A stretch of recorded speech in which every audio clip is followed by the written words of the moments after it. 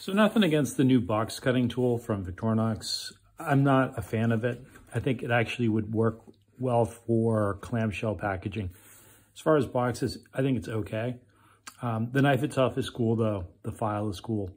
But if you really want to open boxes and you haven't tried using the good old-fashioned fish scaler, I think you're missing out because it's got the little prongs in the end.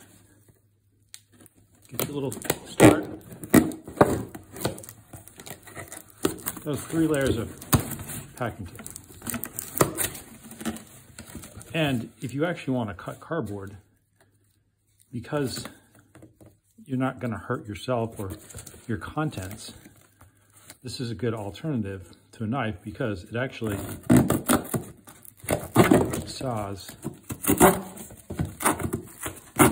pretty well. And this is like flimsy too.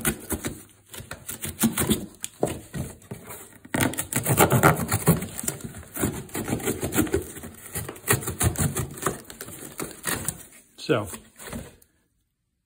fish scaler. Easy to bash, but I'm telling you, thing's pretty sweet.